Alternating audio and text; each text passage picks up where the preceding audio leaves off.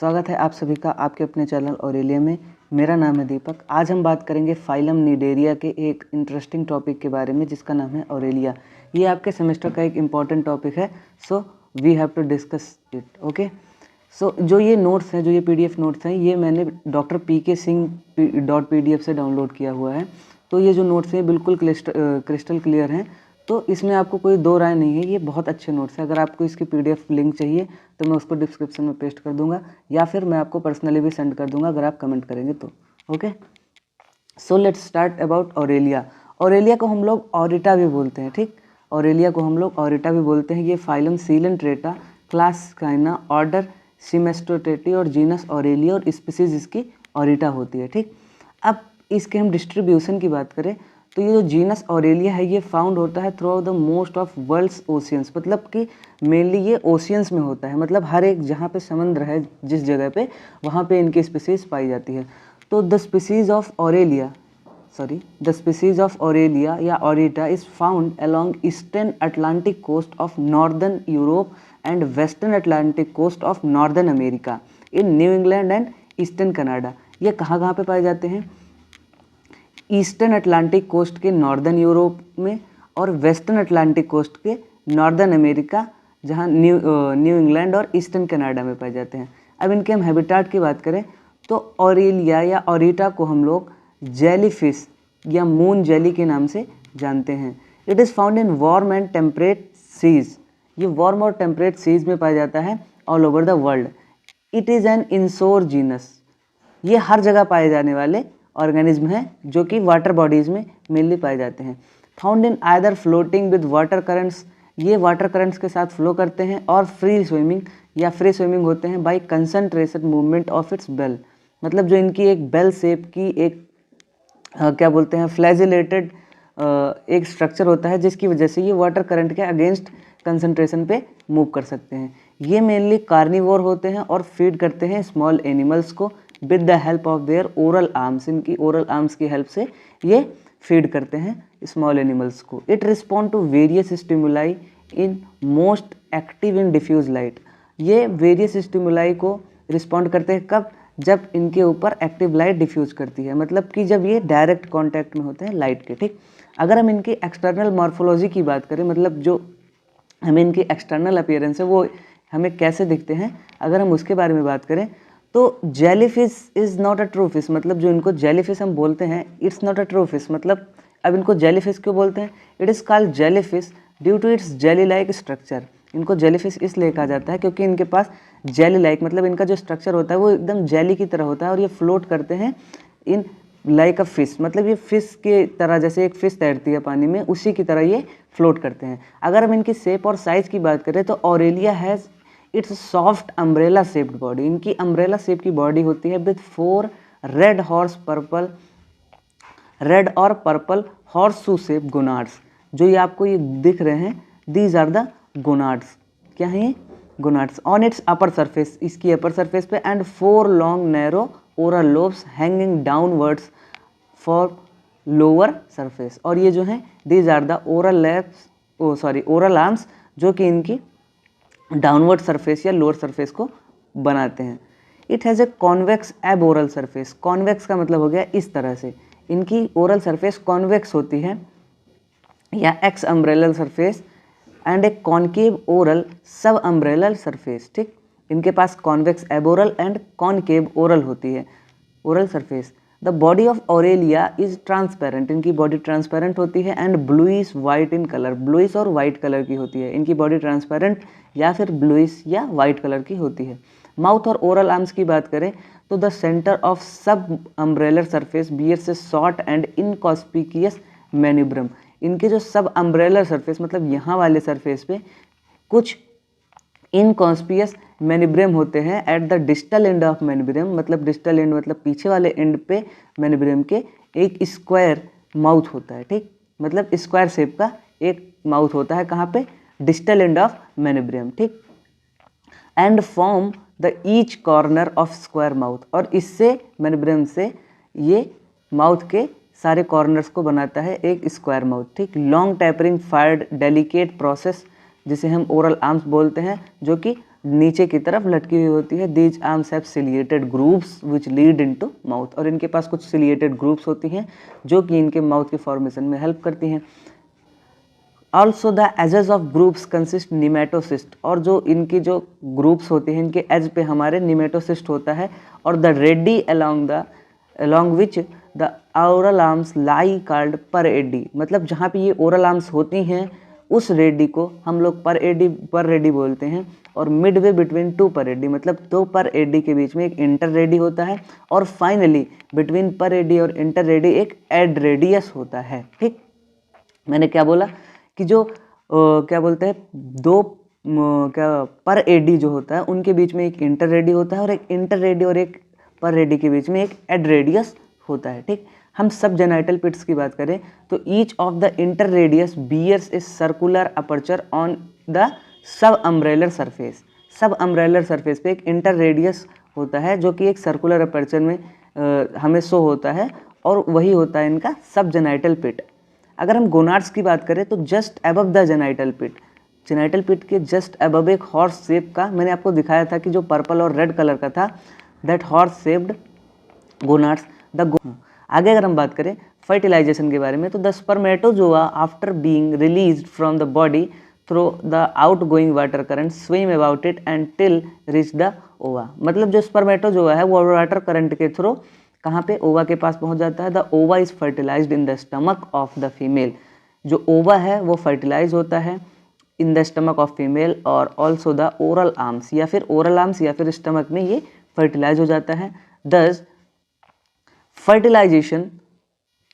Fertilisation in Aurelia is said to be internal and external both, मतलब इसीलिए जो Aurelia में फर्टिलाइजेशन होता है उन्हें एक्सटर्नल और इंटरनल दोनों कहा जाता है, क्योंकि ये स्टमक के अंदर भी हो सकती हैं और ओरल आर्म्स पे भी हो सकती हैं, which is located outside the body. ठीक, अब फॉर्मेशन ऑफ प्लेन्यूला लार्वा। ठीक, अब हम प्लेन्यूला लार्वा की फॉर्मेशन की बात कर लेते हैं। तो the frills of the oral arms, जो फ्रिल्स हैं ओरल आर्म्स की, सर्व फ्रॉम टेम्प्रोरी ब्रूडिंग, जो ओरल आर्म्स हैं इनकी वो टेम्प्रोरी ब्रूडिंग का काम करती है। In these frills the zygote undergoes early development and forms ciliated larval stage called planula larva. ठीक, कुछ सिलिएटेड स्ट्रक्चर्स आ जाते हैं जाइगोट के ऊपर, और that ciliated structure is form a new larval stage which is a planula larva. The zygote undergo holoblastic division to produce solid ball like morula। जो zygote होता है वो होलोब्लास्टिक डिवीजन में जाता है और एक सॉलिड बॉल लाइक मोर्यूला प्रोड्यूस करता है, और जो मोर्यूला होता है वो ट्रांसफॉर्म होता है सिंगल लेयर ब्लास्टुला विच फ्लूइड फिल्ड कैविटी कॉल्ड ब्लास्टियोसील। जैसे हमारे अंदर डेवलपमेंट होता है, आई थिंक 70% डेवलपमेंट हमारी ही तरह इनके अंदर भी होता है। अ 2 लेयर्ड ग्लैस्टुला इज डेवलप्ड इन एविगेशन। जो 2 लेयर्ड ग्लैस्टुला है वो डेवलप होता है इन वेगेशन में, and gastrula in the has inner endoderm and outer ectoderm, मतलब इनके अंदर जर्म लेयर्स आ जाती हैं। ठीक, अब हम आगे बात करें तो द ब्लास्टोपोर क्या है। The blastopore of gastrula is not completely closed. जो ब्लास्टोपोर होता है गैस्ट्रुला का वो कम्प्लीटली क्लोज्ड नहीं होता है, and the embryo now in elongates and its outer cells become ciliated and finally blastopore closed and the ciliated larva called planula larva। This line is very important, मतलब the ciliated larva is planula larva। ठीक, आगे अगर हम बात करें formation of सिंक्यूबिस्टर,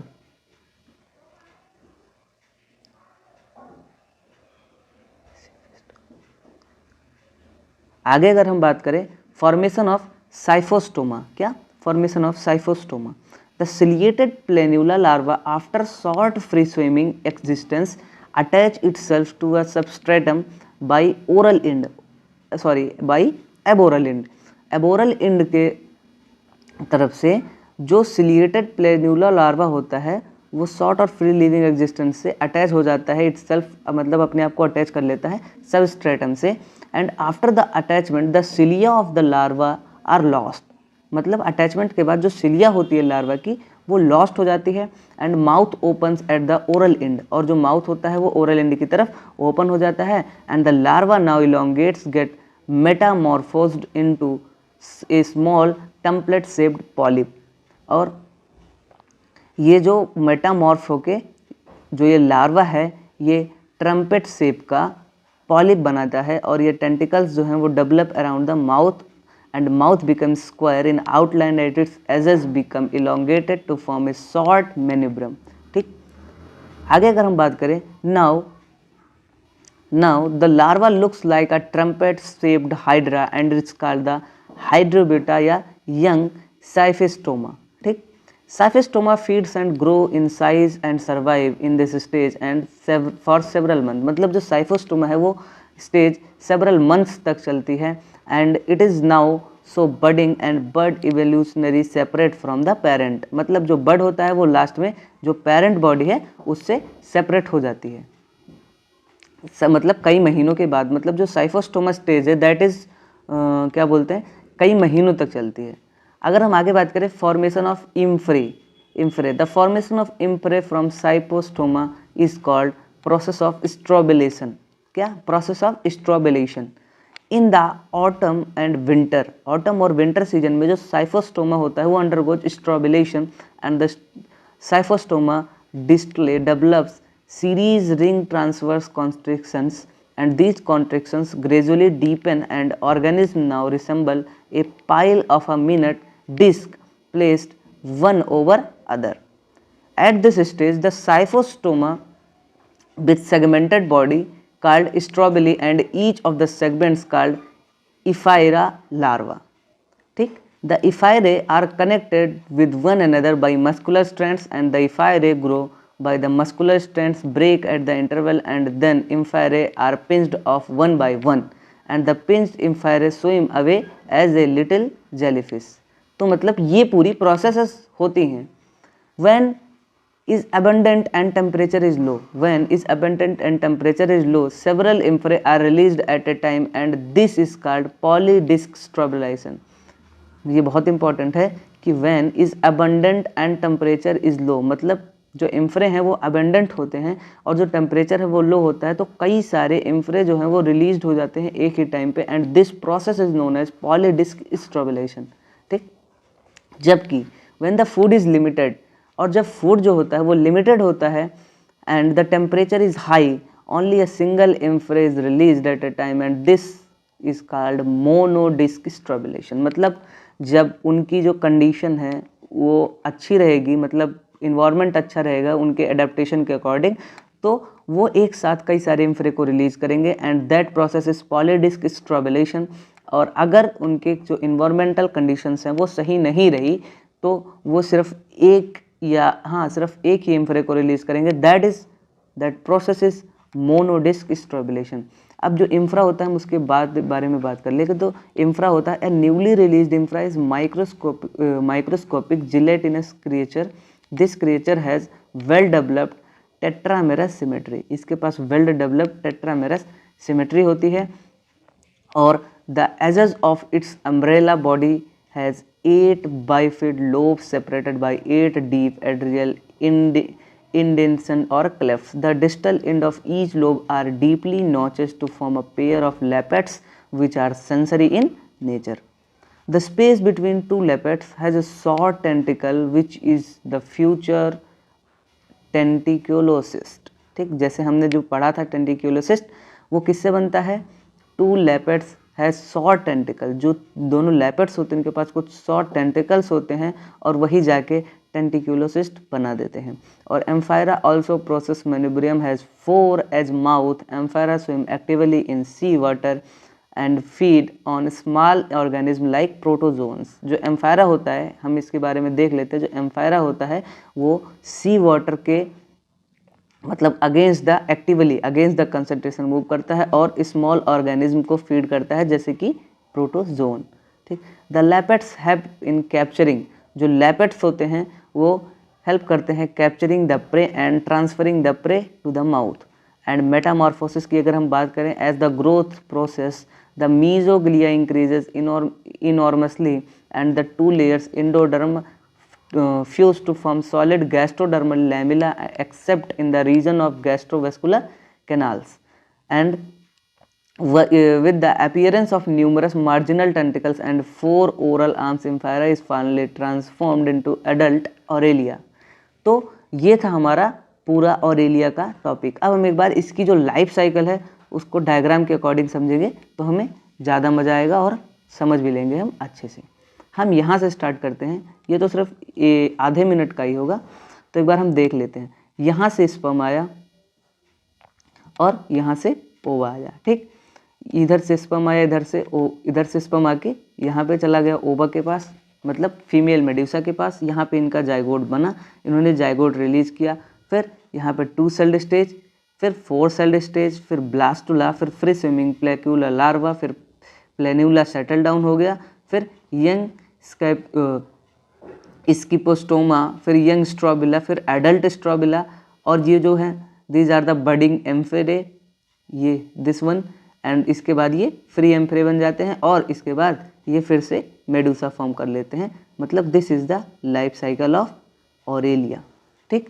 तो ये था हमारा पूरा एक टॉपिक, और ये जो है ये जो नोट्स है, ये पीडीएफ नोट्स बिल्कुल क्रिस्टल क्लियर हैं और इनमें कोई गलती भी नहीं है। तो आप इसे डाउनलोड भी कर सकते हैं ऑफिशियल वेबसाइट से, या फिर अगर आपको ये चीज़ नहीं मिल रही है तो मैं आपको डिस्क्रिप्शन में लिंक दे दूंगा, उससे आप डाउनलोड कर सकते हैं। और ये जो नोट्स है इसका क्रेडिट मैं respected sir doctor Praveen Kumar Singh को दूंगा। गोनाड्स आर रेड और purple in colour. The free arms of gonads are directed towards the centre of the umbrella. ये जो गोनाड्स होते हैं ये अम्ब्रेला के सेंटर की तरफ होते हैं और इनमें कोई कनेक्शन नहीं होता है। There is no connection between the genital pit and gonads, मतलब गोनाड्स और जेनाइटल पिट्स के बीच में कोई भी आर्टिकुलेशन नहीं होता है, ठीक। अगर हम लेपेट्स की बात करें तो the circular margin of umbrella is broken into 8 lobes and 8 notch. मतलब जो लेपेट्स अगर हम बात करें तो जो सर्कुलर मार्जिन है अम्ब्रेला में वो 8 लोब्स और 8 नॉचेस में ब्रोकन होती हैं, और each of the notches has 2 delicate leaf like process जिन्हें मार्जिनल लेपेट्स बोलते हैं, ठीक। क्या? Each of the notches has 2 delicate leaf like process called as marginal lappets, और between these lappets a small secretory organ present called tenticulocyst या रोफेलियम, ठीक। टेंटिकुलोसिस्ट या रोफेलियम। अगर हम मार्जिनल टेंटिकल्स की बात करें तो between the notches the free edge of umbrella is surrounded by a row of numerous small delicate thread like structure जिन्हें हम मार्जिनल टेंटिकल्स बोलते हैं। और दीज टेंटिकल्स है बैटरीज ऑफ निमेटोसिस्ट, मतलब इन्हीं टेंटिकल्स के पास जो बैटरीज, मतलब जो एनर्जी प्रोवाइडिंग कैपेसिटी होती है वो इन्हीं टेंटिकल्स के पास होती है, जो कि निमेटोसिस्ट को मिलती है। आगे हम बात करें वेलेरियम की, तो वेलेरियम जो होता है द मार्जिन ऑफ सब अम्ब्रेलर surface bearing lappets and tentacles form a thin flexible flap called velarium, ठीक। एक जो मार्जिन होती है सब अम्ब्रेलर सरफेस की वो कुछ लेपेट्स और टेंटिकल्स बियर करती है, और इन्हीं ये जो हैं ये थिन फ्लेक्सिबल फ्लैप बनाते हैं जिन्हें हम वेलेरियम कहते हैं। और velarium in Aurelia do not have gastrodermal canal, इनके पास कोई जो वेलेरिया होता है उसमें कोई गैस्ट्रोडर्मल कैनाल वो कंसिस्ट नहीं करते हैं।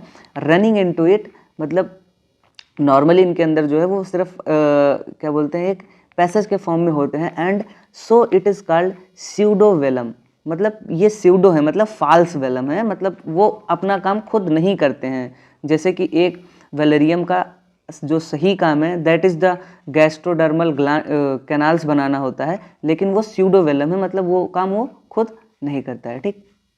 आगे अगर हम बात करें तो the medusa form with such pseudovelum called acraspedote, ठीक। जो स्यूडोवेलम मेड्यूसा कंसिस्ट करता है उसे हम एक्रेस्डोट बोलते हैं, और this differs from the velum of Obelia which are the gastrodermal canals running into it called craspedote, ठीक।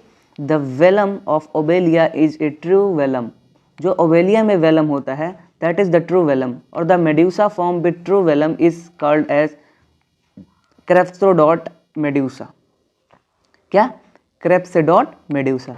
आगे अगर हम बात करें इनकी लाइफ साइकिल के बारे में that is very important for you, तो इनके स्ट्रक्चर के बारे में अगर हम पहले बात कर लें लाइफ साइकिल में, तो Aurelia is dioecious species. Dioecious का मतलब male and female sexes are separate but there is no sexual dimorphism, we can not identify them मतलब उनके अंदर कोई सेक्सुअल डाइमॉर्फिज्म नहीं होता है। जैसे कि आप एक क्या बोलते हैं मेल हो या आप एक फीमेल हो, देन यू कैन डाइमॉर्फाई देन, ठीक।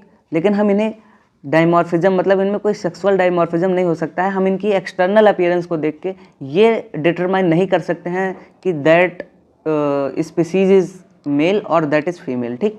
तो testis and ovary are similar in appearance, मतलब जो टेस्टिस और ओवरी होती है that is the similar in appearance and the medusa form has 4 horse shape gonads. जो मेडुसा फॉर्म होती है इनके पास 4 हॉर्स शेप की गोनाड्स होती हैं on the floor of stomach, stomach के फ्लोर पे, and the gonads are red and purple in colour. ये पॉइंट कई बार आया है, ठीक। The gonads are red and purple in colour, so this point is also very important. The free arms of all gonads are directed towards the center of umbrella. The gonads are clearly visible through semi-transparent body of the jellyfish. ये gonads जो होते हैं वो clearly visible होते हैं, क्यों? क्योंकि इनकी जो बॉडी होती है वो सेमी ट्रांसपेरेंट होती है, जो कि हमने ऊपर पढ़ा ही था, ठीक। On maturity ova and sperm break into gastrovascular cavity. जो ओवा और स्पर्म है वो गैस्ट्रोवेस्कुलर कैविटी में ब्रोक हो जाते हैं and pass out to the mouth and outgoing water current. मतलब ये ओवा और स्पर्म्स जो होते हैं ये गैस्ट्रोवेस्कुलर कैविटी में ब्रेक हो जाते हैं और उसके बाद through the passage of mouth ये वाटर करंट में आके मिल जाते हैं and these egg and sperms loaded with in the frills of oral arms. जो ओरल आर्म्स में है ये लोडेड हो जाते हैं, ठीक। हैं नेक्स्ट वीडियो में। अगर आपको और भी किसी टॉपिक में कोई दिक्कत है तो आप मेरे को कमेंट करके बता दें, मैं उसकी वीडियो अब जल्द से जल्द बना के आपको दे दूंगा और आपकी भी हेल्प हो जाएगी। ओके, सो मिलते हैं नेक्स्ट वीडियो में, तब तक के लिए पढ़ते रहें पढ़ते रहें पढ़ते रहें।